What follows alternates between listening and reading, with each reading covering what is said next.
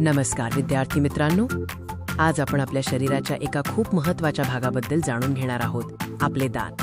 दात म्हणजे फक्त चेहऱ्याला आकार देणारा भाग नाही, ते आपल्या पचनसंस्थेचा सर्वात महत्त्वाचा आणि पहिला भाग आहेत. दातांमुळेच आपल्याला स्पष्ट बोलता येते आणि चेहऱ्याला चांगला आकार मिळतो. सर्वात महत्त्वाचे म्हणजे दात अन्न बारीक चघळतात, ज्यामुळे पचनाची प्रक्रिया सोपी होते.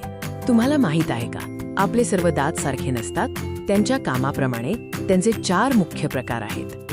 हे 4 प्रकार आहेत: पटाशीचे दात, इन्सायझर्स, सुळे दात, केनाइन्स, उपेढाडा, प्रीमोलर्स आणि दाढा, मोलर्स. पटाशीचे दात अन्न कापतात, सुळे दात अन्न फाडतात, तर उपेढाडा आणि दाढा अन्न बारीक दळून त्याची पेस्ट बनवतात. आता आपण एका दाताच्या आत काय असते ते पाहूया.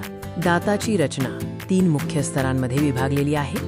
या 3 स्तरांमध्ये इनॅमल, डेंटिन आणि पल्प यांचा समावेश आहे. पाहूया त्यांचे महत्त्व. दाताचा सर्वात बाहेरचा आणि पांढरा थर म्हणजे इनॅमल. हे आपल्या शरीरातील सर्वात कठीण पदार्थ आहे, जे दातांचे संरक्षण करते.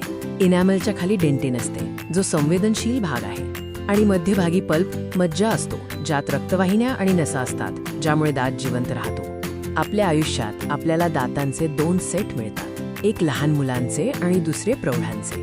लहान मुलांना 20 तात्पुरते दुधाचे दात असतात, जे एका विशिष्ट वयानंतर पडतात. दुधाचे दात पडल्यानंतर आपल्याला 32 फीट कायमचे दात मिळतात. हे दात आयुष्यभर टिकतात, त्यामुळे त्यांची काळजी घेणे खूप महत्त्वाचे आहे.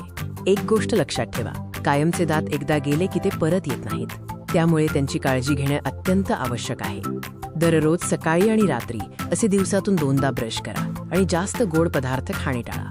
निरोगी दात आणि सुंदर स्मितसाठी काळजी घ्या. धन्यवाद.